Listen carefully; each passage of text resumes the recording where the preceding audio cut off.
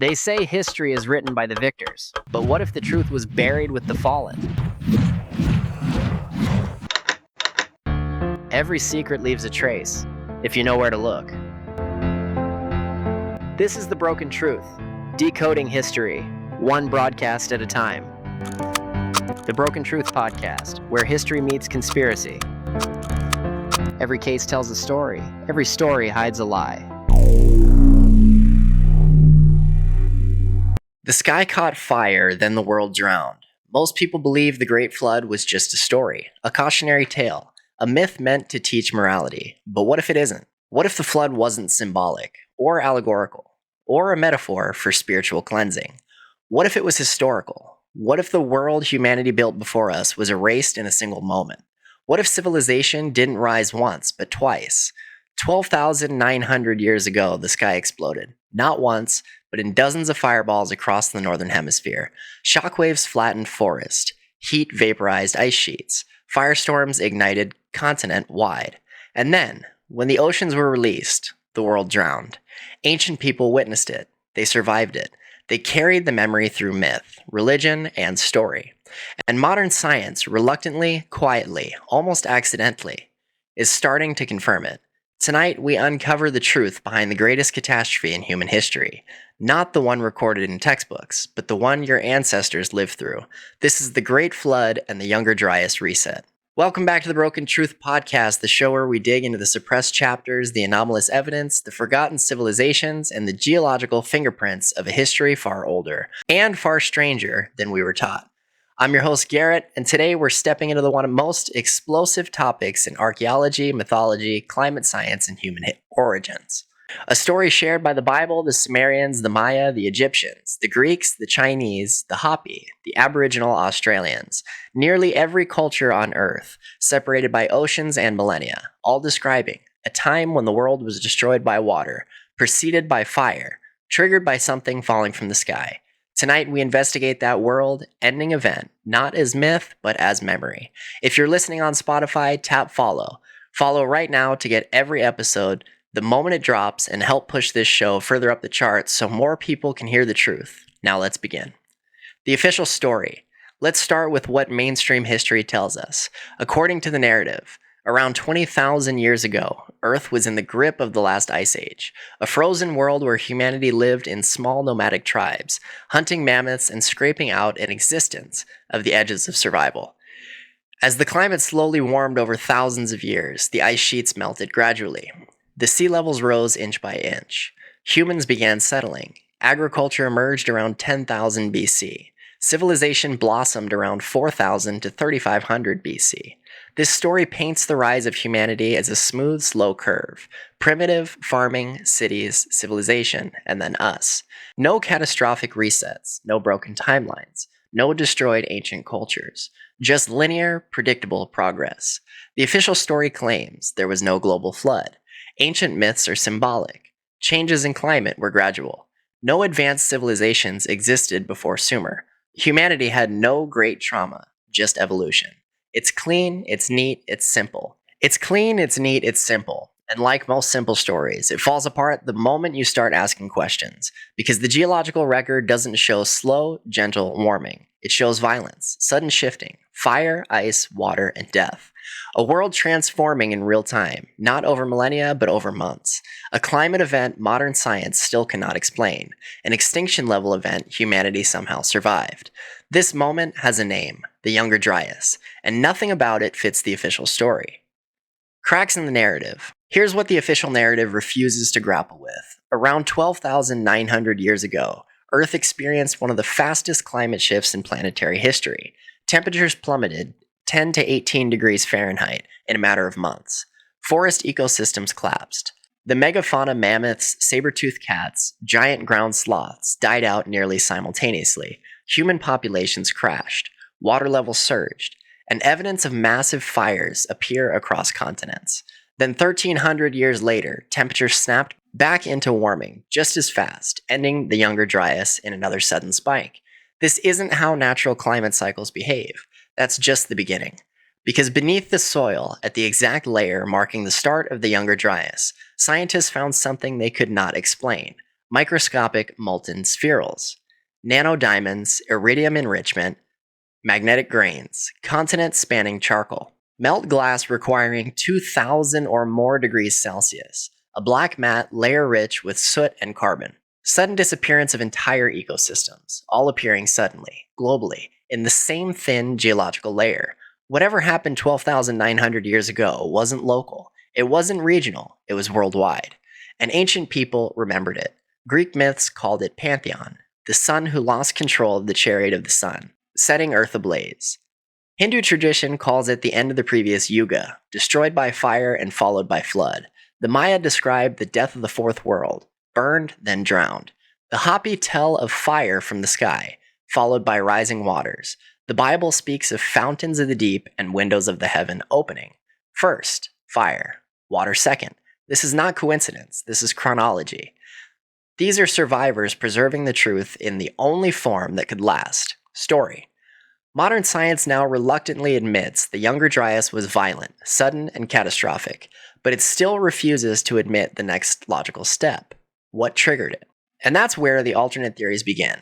Before we dive deeper, if you're listening on Spotify, take 2 seconds, tap follow, and help push this show further up the charts. It makes a massive difference. Some alternate theories. Something triggered the Younger Dryas, something powerful enough to melt the ice instantly, ignite continent-wide fires, destabilize climate systems, release massive floods, extinguish megafauna, collapse human populations. And the explanation that best fits the data, the one supported by astronomers, geologists, impact researchers, and ancient myth, is this. A fragmented comet entered Earth's atmosphere and exploded over the northern ice sheets. Not a single crater like the dinosaur killer. This was different. A shower of impacts, airbursts, massive explosions in the atmosphere, like dozens of Tunguskas happening simultaneously. The heat from these airbursts could reach over 2,000 degrees Celsius, hot enough to melt glass, vaporize ice, and ignite forests. Imagine standing on a glacial plain as the sky rips open, not with one fireball, but with many, each one exploding with the force of nuclear weapons. Ancient people remember this as the sky falling, fire raining from heaven, the gods throwing stones, a serpent of fire lashing the earth. Comet impacts don't look like Hollywood craters. They produce melt glass, iridium, nanodiamonds, magnetic spherules, shock metamorphism, wildfires, exactly what we find in the black mat layer. This event melted vast portions of the ice sheets, releasing a deluge of meltwater into the oceans and causing sea levels to surge. Coastlines vanished, continents changed shape. Millions of square miles of habitable land drowned. Human civilization, whatever form it had before the flood, was erased. Ancient people didn't call it the Younger Dryas, they called it the Great Flood. The Sumerians recorded it as Utnapishtim's survival. The Bible encoded it as Noah. Greek myth described Deucalion. India preserved the tale of Manu. China described Gun Yu fighting the endless waters. The Maya wrote of a deluge ending the fourth sun. Different names, but same event. But alternate theories don't end there, because if a comet caused the reset, we need to ask as much of a bigger question. Where did that comet come from? And why did ancient cultures insist it would return? To understand the Younger Dryas Reset, we have to reconstruct a moment almost 13,000 years old. A moment of unimaginable destruction, recorded not in photographs or documents, in geology, myth, and the faintest signatures left behind by planetary violence. Let's imagine the scene. It's late Pleistocene North America. The Laurentide ice sheet covers millions of square miles, a frozen wall over 2 miles thick, stretching from modern-day Montana to Hudson Bay. Beneath that ice is pressure, instability, and ancient meltwater reservoirs. Humans live along the coasts and rivers. They hunt mammoths and bison. They've begun carving stone. They've begun aligning monuments to the stars. They are not primitive. They're simply a civilization that built differently. Above them, in the quiet of the night sky, something is approaching. A comet. Or more precisely, the fragments of a once massive comet is entering the inner solar system. Astronomers today call this debris stream the Taurid complex, a sprawling cloud of cosmic shrapnel extending across Earth's orbit. Most years, we pass through it safely, and we call the result a meteor shower. But every few thousand years, the dense core of that stream intersects Earth's path. And when that happens, the sky doesn't sparkle, it explodes. This is what researchers believe happened around 12,900 years ago. Earth collided with the dense heart of torrid debris field, triggering a cascade of atmospheric detonations. Not one, not two, but dozens. Each one with the force of a nuclear bomb. Fragments slammed into the ice sheets at shallow angles, causing them to vaporize instantly. Others exploded mid-air, sending shockwaves rippling across the continent. Forests ignited. Animals died where they stood. Ash and soot filled the atmosphere.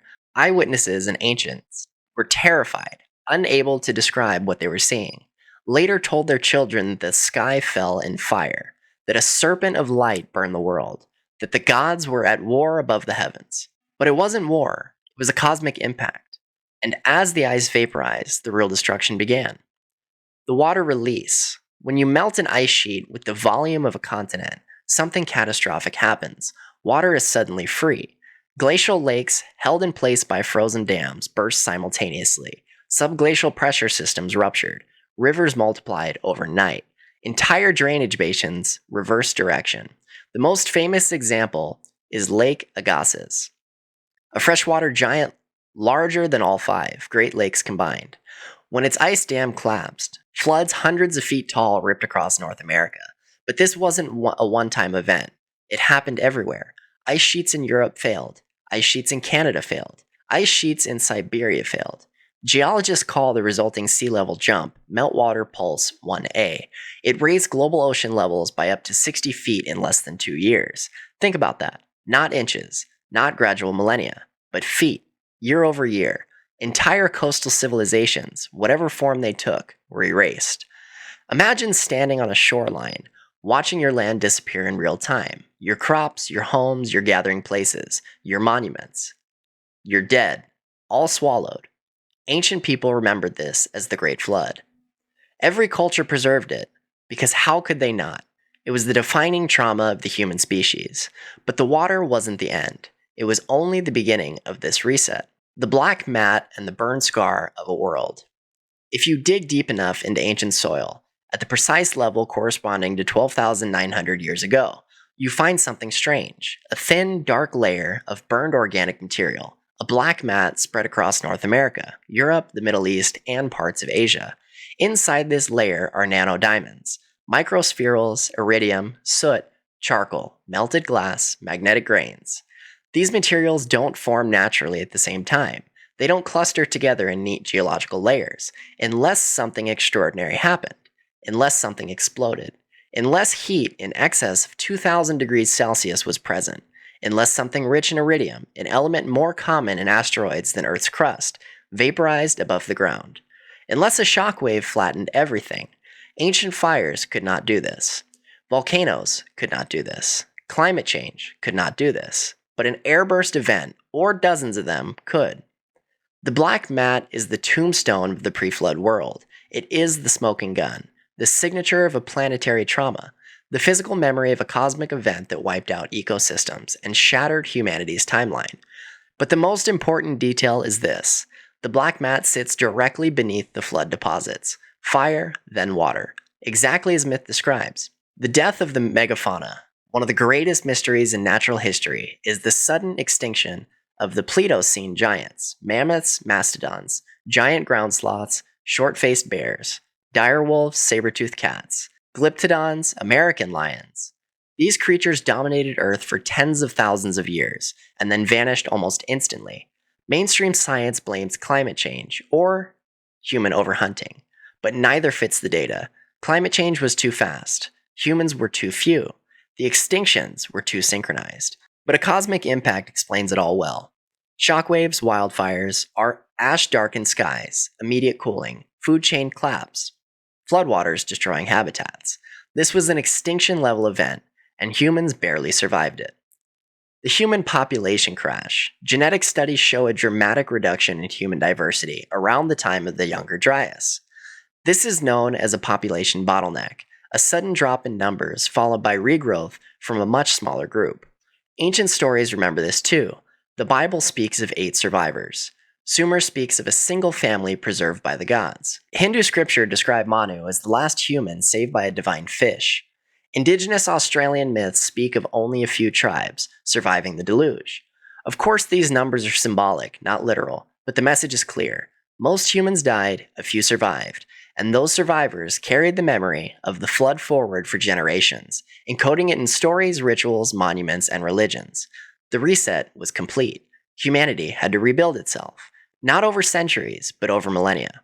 And that is the hidden truth behind the rise of civilization. Civilization didn't begin in Sumer. Civilization restarted in Sumer. But we'll get there after the next act.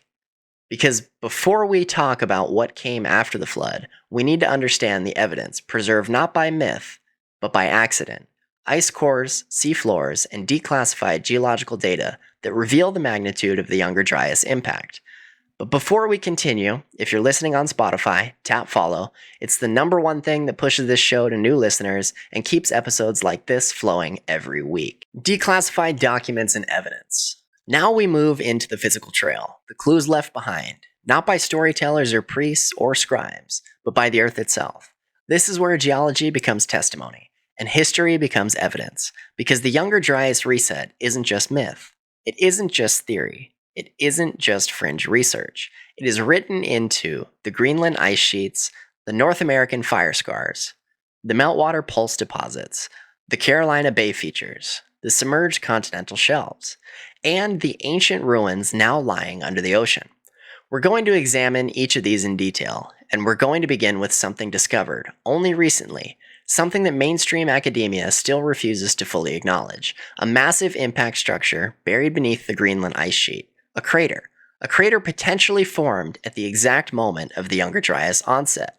But that story continues in part 3. Declassified documents and evidence. The Hiawatha Crater, Earth's hidden scar.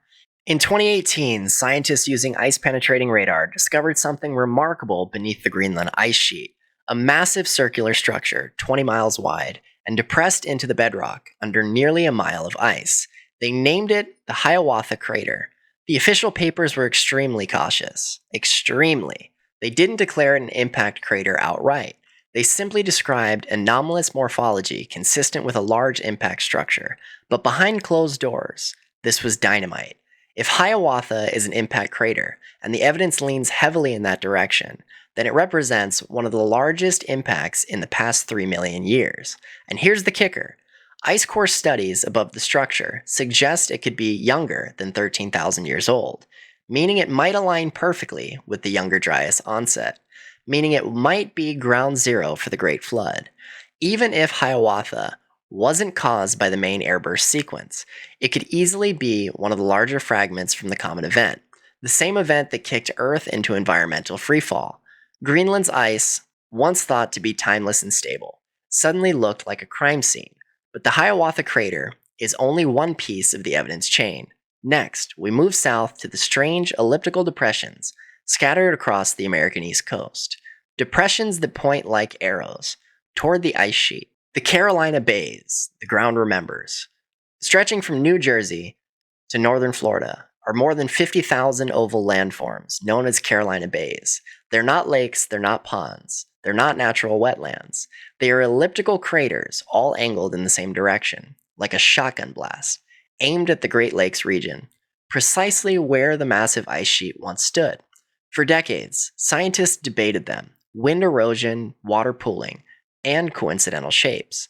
But the geometry is too precise, the alignment is too consistent, the distribution is too patterned. The bay appears to be secondary impacts, debris ejected from a larger blast striking soft ground at high velocity. Think of them like spatter, the pattern left after a major explosion. Independent labs replicated bay-like structures by firing icy projectiles into saturated sand. The resulting depressions matched the bays almost perfectly.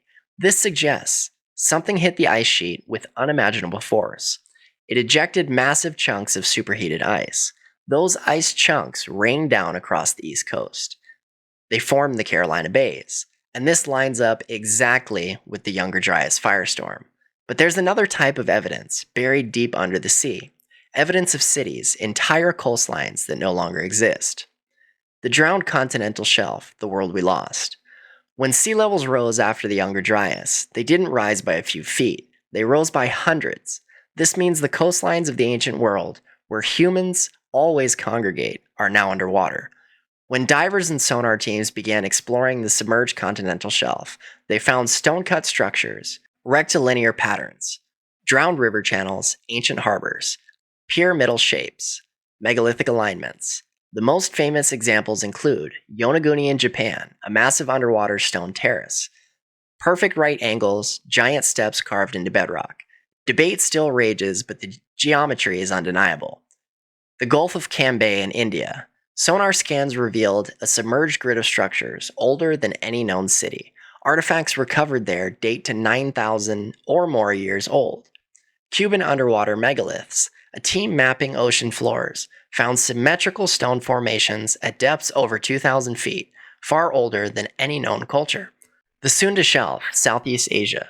Once a vast connected landmass supporting large human populations. Now half of it is underwater. Doggerland in the North Sea. A massive prehistoric region, once home to thousands, swallowed by rising waters. These are not random artifacts. They are the graves of a drowned world. And they all point to a crisis that reshaped humanity. But the most damning evidence isn't underwater. It's in the ice. Ice core evidence and Earth's memory storage. Greenland and Antarctica preserve climate history like a hard drive, and the Younger Dryas leaves a signature so dramatic it still baffles researchers. In ice cores, dated to 12,900 years ago, we find a sudden spike in platinum. Platinum is rare in Earth's crust, but common in meteorites, soot and wildfire residues, global-scale burning. A sharp cooling of up to 18 degrees Fahrenheit in less than a year. Something blocks sunlight, likely atmospheric dust from airbursts. Microscopic spherules formed from molten rock, cooling rapidly after impact. Nanodiamonds, only created through intense pressure, like a cosmic explosion. This is not normal. This is not slow climate oscillation. This is catastrophe. But here's where the story gets even more interesting. After the sudden cooling comes a sudden warming. Around 11,600 years ago, Earth snapped back into near-modern conditions in a geological instant. Ancient myths record this moment too. The Sumerians call it the return of the sun. The Egyptians speak of the first time. Greek myth describes a new dawn over a washed world. Hindu texts describe the end of a Priyala, the dissolution, and the rebirth of the world. Science and myth tell the same story in different languages, but evidence of the impact doesn't end with geology. It lives in archaeology, in the sites that shouldn't exist. Göbekli Tepe, the Temple of Survivors. At the top of a Turkish hill lies one of the greatest archaeological anomalies ever uncovered, Göbekli Tepe. Dated to around 11,600 years ago, the exact moment the Younger Dryas ended, and it appears fully formed. This isn't a simple settlement. It's a monumental complex. Stone pillars weighing up to 20 tons, arranged in perfect circles, carved with animals, astronomical patterns, and symbols. Not only does Göbekli Tepe predate agricultural writing, pottery, and cities, it rewrites the story of civilization. Because you don't build something this massive unless you have engineers, you have planners, you have labor coordination, you have astronomical knowledge, you have reason. Göbekli Tepe looks like a memorial, a gathering point, a reconstruction center, a place where survivors came together after the catastrophe. Some researchers believe the carving on Pillar 43, the vulture stone, record a comet strike through astronomical symbols. The alignment matches the Taurid meteor stream. In other words, Göbekli Tepe might be a warning, a message carved in stone, from people who watched the sky destroy the world. But Göbekli Tepe wasn't alone. Another site, far more controversial, tells the same story. The Younger Dryas barrage of airbursts. In the early 2000s, the Younger Dryas impact hypothesis faced ridicule. Today, it has hundreds of peer-reviewed papers, dozens of confirmed sites, global material evidence, astronomical support, geochemical signatures. But one piece stands out. Air distribution mapping. Scientific mapping shows a pattern of 5 scars, melt glass deposits, and magnetic anomalies stretching across North America, Greenland, Northern Europe, North Africa, the Middle East. This wasn't one explosion. It was dozens. A cosmic shotgun blast. An event so loud it echoes in our DNA, and in the stories we still tell. The government's quiet interest. This is where it gets interesting. For decades, NASA, the US Air Force, and DARPA have invested heavily in near-Earth object tracking, modeling impact winter, and studying historical extinction level events. Why? Because they know the truth. Earth has been hit before. It will be hit again. Declassified documents from Cold War programs reveal atmospheric nuclear detonation simulations cross-reference with airburst models. Government concern over ocean impact tsunamis. Classified studies on continental scale flooding scenarios. Research into rapid climate shock events. Publicly, agencies insist these are hypothetical, but privately, they match the Younger Dryas data perfectly. But we're not done, because now we move into the emotional core of the story. What happened after the flood? What happened when humanity had to start over? And why ancient people preserved their trauma as myth, not to entertain, but to warn. That begins in part 4. Why it matters today, the human story, survivors of a broken world. Imagine waking up in a world that no longer exists. Your coastline is gone. Your food sources are gone. Your rivers have reversed direction. Your climate has shifted overnight. Your sky is filled with ash. Your stars look different. Your people, your entire culture, has been reduced to a fraction of what it once was. This was not gradual adaptation. This was not slow evolution. This was survival in the ashes of a global reset. That's part of the Younger Dryas story we rarely talk about. The people who made it through. Because if even a small percentage of humanity survived the fire and flood, the trauma they carried would define everything that came after. Let's explore how this single event shaped our myths, our religions, our architecture, our obsession with the sky, our sense of time, our fear of cycles, our entire worldview. The Great Flood wasn't the end of an age. It was the beginning of ours. The survivors remembered. Ancient flood myths aren't cheerful stories. They aren't bedtime tales. They are trauma memories preserved. Every culture's flood stories contain the same elements. A golden age before the destruction. A sudden calamity from the sky. A flood that destroys the world. A chosen or lucky survivor. Animals preserved in some kind of vessel. A mountain of refuge. A rebirth of civilization. These aren't symbols, they're sequences. They are eyewitness testimonies passed through oral tradition for thousands of years. The Book of Genesis records it, Epic of Gilgamesh records it, the Maya Popol Vuh records it, the Aboriginal Dreamtime records it, the Zoroastrian Bunda Hishin records it, the Hopi and Zuni record it. Different languages, same story, same trauma. The flood didn't just wash away land, it washed away memory. But the survivors tried to salvage what they could, and the result was civilization. The rebirth of humanity. After the Younger Dryas ended around 11,600 years ago, something extraordinary happened. Human civilization exploded across the world. This is the exact window when Göbekli Tepe was constructed. Agriculture emerged, the first cities appeared, monumental architecture began, astronomy advanced, symbolic writing developed, seafaring cultures re-emerged. Historians often call this the Neolithic Revolution, but that implies mankind suddenly became innovative. That's not what the evidence shows.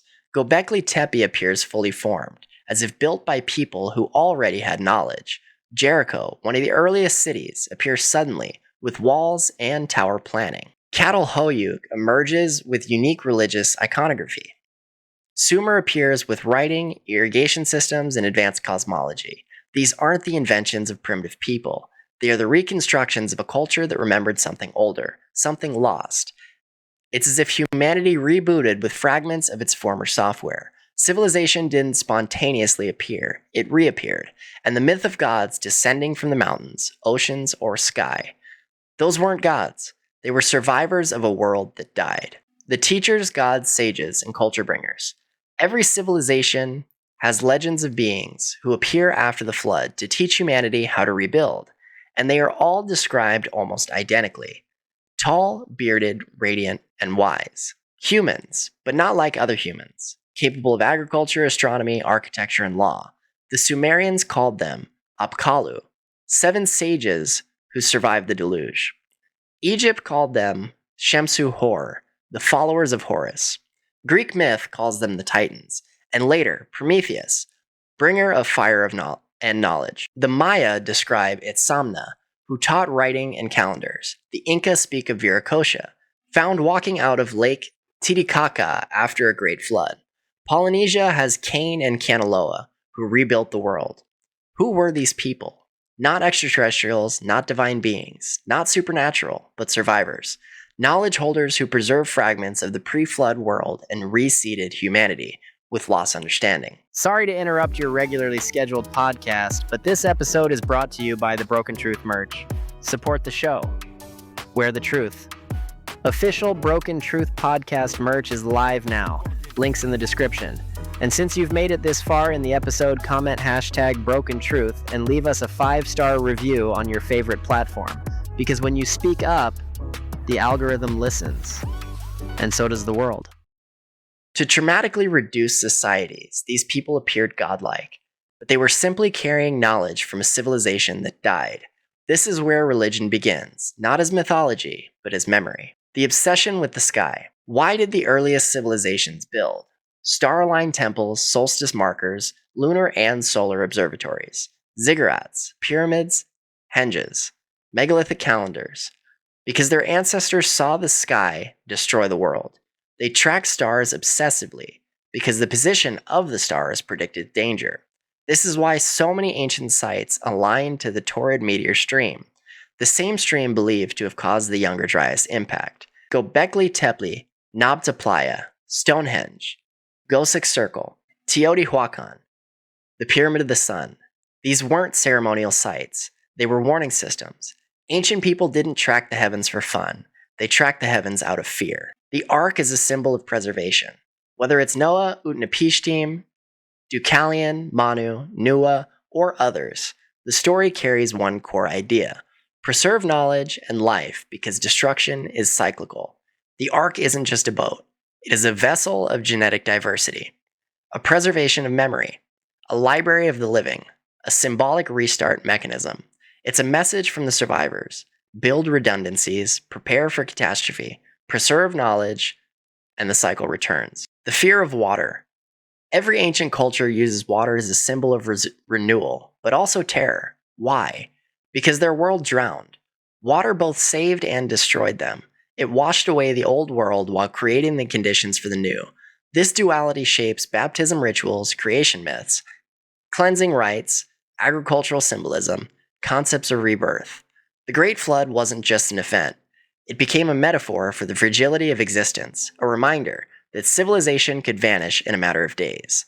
And this is why the ancients did everything possible to preserve memory through story, stone, ritual, astronomy, and architecture. They didn't want their descendants to forget, but we did. Modern society lost that ancestral fear.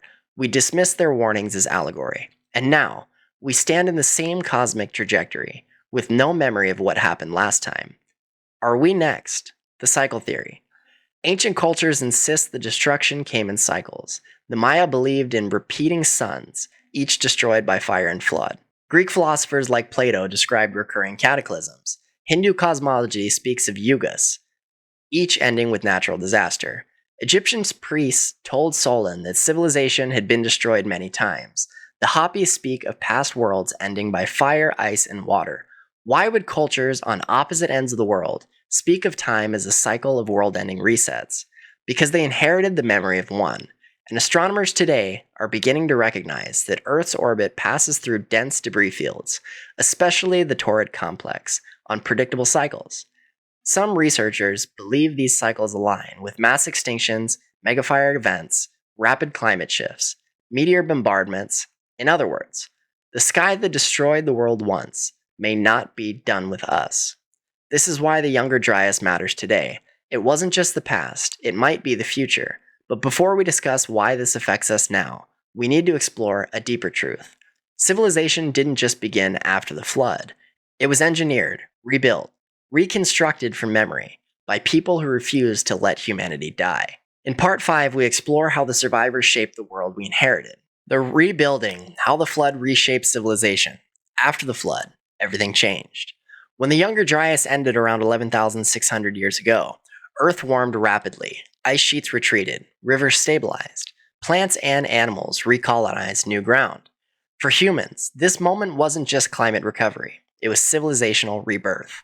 Because the people who survived the Great Flood, the ones who lived through fire, darkness, famine, and rising seas, carried knowledge, memory, and trauma into the new world. And those memories became the blueprint for civilization. The rise of agriculture, a necessity, not an invention. Textbooks claim agriculture was invented around this time, as if humanity suddenly discovered farming. But think about it. Humanity existed for hundreds of thousands of years before agriculture. If farming was simply discovered, why didn't it appear earlier? Why did it emerge suddenly? In the Fertile Crescent, in Anatolia, in the Indus Valley, in China, in Mesoamerica, all within a few thousand years. Because agriculture wasn't an idea, it was a reintroduction, a memory of pre-flood survival, adapted to post-flood reality. Hunter-gatherers could no longer rely on stable ecosystems. The megafauna were gone, forests had burned, the climate was volatile. Wild sources of food were unpredictable. Survivors had to rebuild food production systems, and so agriculture didn't appear gradually, it exploded. This wasn't innovation, it was reconstruction. Megalithic engineering, out of nowhere, within a blink of geological time. Megalithic architecture appears across the world. We have Göbekli Tepe, Jericho, Nivali Kori, Göbekli's sister sites, stone circles across the Levant, early proto-ziggurats, megalithic stone alignments in Europe. These structures don't represent early experimentation. They represent competence, sophistication, organization, engineering know-how, knowledge that shouldn't exist in primitive post-Ice Age societies, unless those societies inherited fragments of older expertise. Imagine, if a population lost 90% of its knowledge, but preserved 10%, building with stone would be the first sacred skill preserved. Stone lasts, stone records, stone remembers. So survivors built with stone because it was their way of anchoring memory, making sure their story survived the next catastrophe. This is why the earliest monuments aren't small huts, they're temples, circles, enclosures, observatories, places meant to reconstitute meaning after global trauma. Astronomy, a necessary fixation. Nearly every early civilization had solar calendars, lunar calendars, stellar tracking systems, mythology tied to constellations, accurate solstice and equinox markers. Alignments pointed toward the torrid meteor stream. This wasn't mysticism. This wasn't fear. Their ancestors had watched the sky destroy the world, so they watched the sky with religious devotion. Why did the Egyptians track Sopdet, Sirius, with such accuracy? Why did the Maya monitor the Pleiades? Why did Göbekli Tepe encode astronomical symbols? Why do countless megaliths align to the movement of Taurus and Orion? Because they all inherited the same warning. When the stars align, be cautious, the cycle returns. Astronomy wasn't a hobby, it was a survival skill. The rebuilding of time, calendars as trauma artifacts. Before the flood, time was seasonal and cyclical. After the flood, time became restructured. Humanity suddenly created 12-month calendars, 360-day ceremonial cycles, 365-day astronomical cycles, ages and epochs, flood anniversaries, cosmic cycles. This transformation wasn't coincidence. It was the result of people trying to track when the next disaster might arrive, where the comet fragments move, how the stars shift after axis changes, how to rebuild societies predictably. Timekeeping became a form of protection. The redistribution of peoples, repatterning the world. After the flood, population centers emerged in places that were far from coastlines, were geologically stable, had access to fresh water, had fertile post-flood soil, were less likely to experience future sea level rise.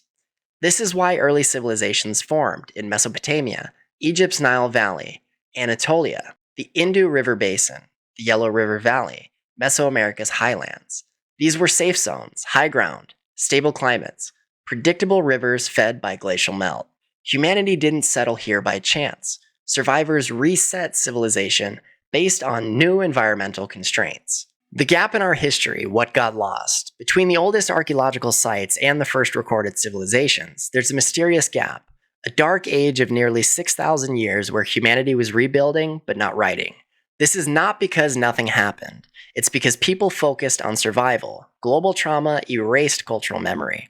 Sea level rise submerged pre-flood knowledge. Ancient archives were destroyed. Hunter-gatherer lifestyles were temporarily necessary. Human populations were too small and scattered to sustain writing systems. This is the missing chapter of humanity, a chapter defined not by stagnation, but by reconstruction. The emergence of myth, history encoded as story. To modern ears, myths are entertainment.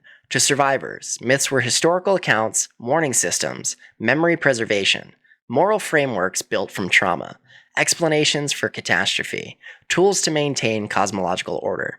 The Great Flood myth was the anchor memory of humanity, the event that around which all other meaning was built. It explained why the world changed, why the climate shifted, why animals went extinct, why architecture had to begin again. It was the origin story of a new world, and it carried an even more important message. This happened once, it can happen again. The cultures who remembered the most. Some civilizations preserved more accurate versions of the flood story than others. Sumerians, their flood story includes measurements of the ark, the names of survivors, the sequence of fire, darkness, and water, the timeline of recovery. Egyptians, priests told Solon that civilizations are wiped out regularly. Fire and water shape human destiny. The gods reset humanity. Their knowledge came from survivors of earlier worlds. The Greeks, Plato recorded the tale of cataclysmic floods, cyclical destruction, a lost world swallowed by the sea, the exact date that aligns with the Younger Dryas. Indigenous Americans, many tribes preserve sky serpents bringing fire, stars falling, sudden freezing, animals dying, being led to high ground by spirit guides. Aboriginal Australians, their oldest accounts describe shorelines drowning, islands disappearing, dramatic sea level rise, migration inland. These are not myths, they are survivor literature. The psychology of a resetted species. Humans today carry psychological echoes of this ancient trauma. Why do we fear deep water? The darkening of the sky, firestorms, comets and asteroids, environmental collapse. Why do apocalyptic stories resonate across cultures, religions, and entertainment? Because our ancestors lived through an apocalypse, and memory encoded itself in our collective psyche. We are the children of survivors. The flood shaped our instincts, our fears, our myths, and our architecture, our religions, our sense of time, our relationship with the sky. It defined us.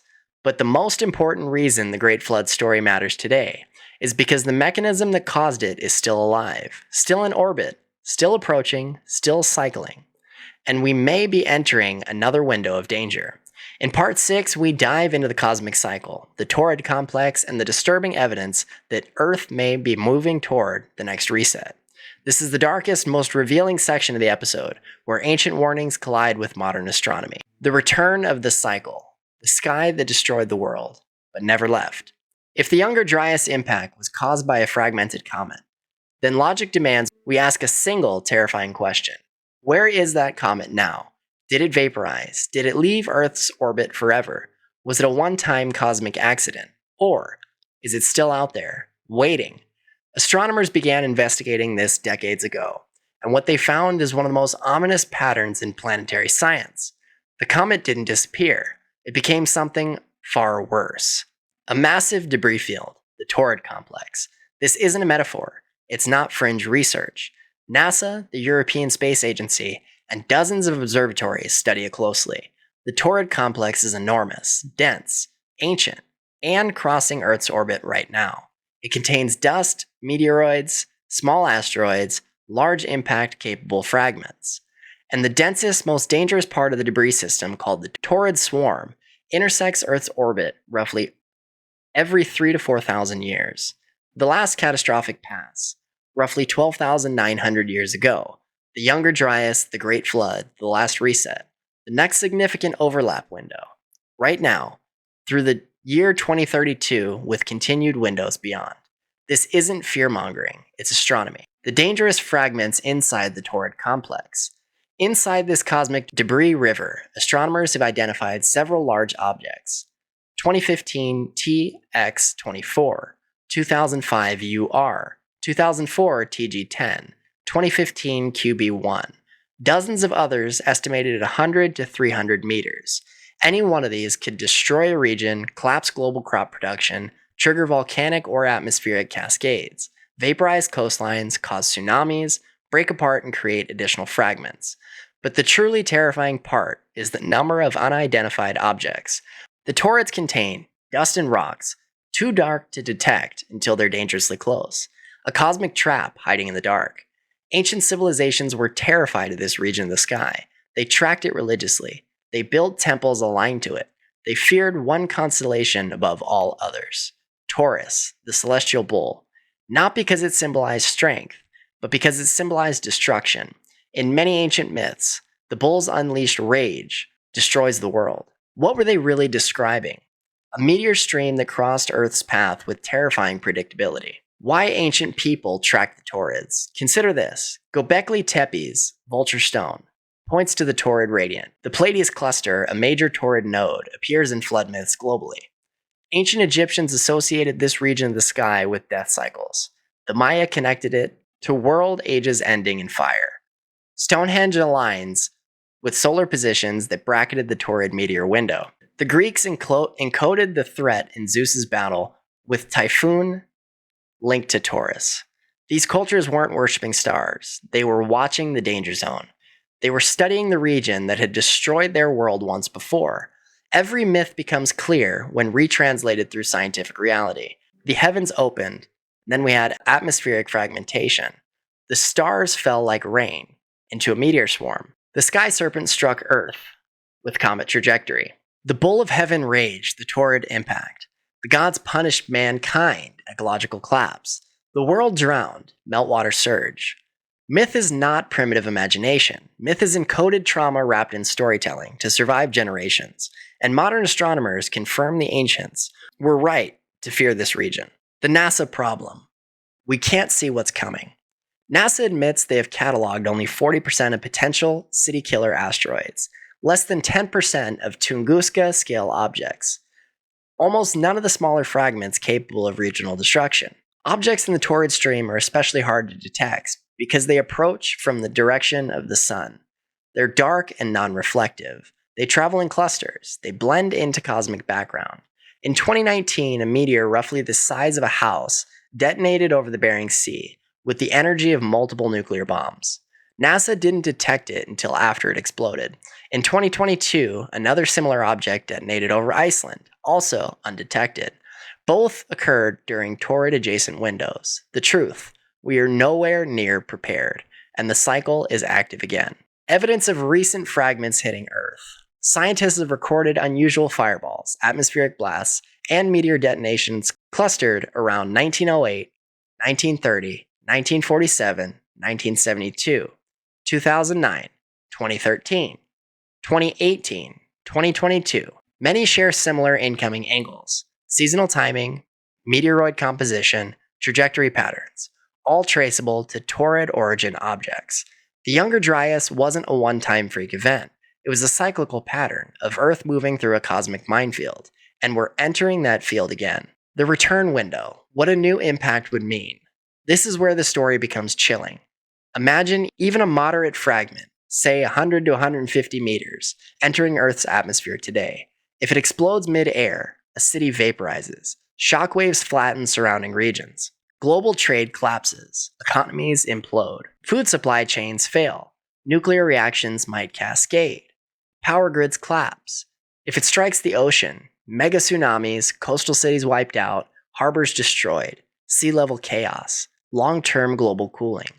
If it hits a glacier, instant meltwater floods, abrupt sea level rise, atmospheric particulates cooling the climate, widespread environmental disruption. The Younger Dryas showed us how fragile Earth's systems are.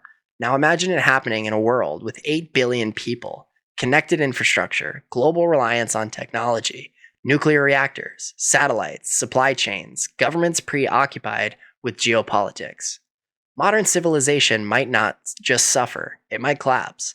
We aren't resilient like ancient hunter-gatherers. We depend on systems. Systems break, and nature does not care. What the ancients tried to tell us. After the flood, ancient cultures sent a unified message across time, a warning encoded in temples, myths, calendars, and rituals. They said, watch the sky, cycles return. Fire precedes the flood. The destroyer comes from the stars. We rebuilt before. You may need to again. We dismiss their warnings as superstition, but the data now matches the myth. The Taurid complex exists. Its larger fragments exist. Its cycle exists. And we are living inside it. This brings us to the final act. What we must understand today. What we must prepare for. And why the Great Flood is not ancient history, but a preview. So why it matters today. The next reset. what the flood means for our future. The Great Flood isn't just a memory. It's not a bedtime story or a metaphor.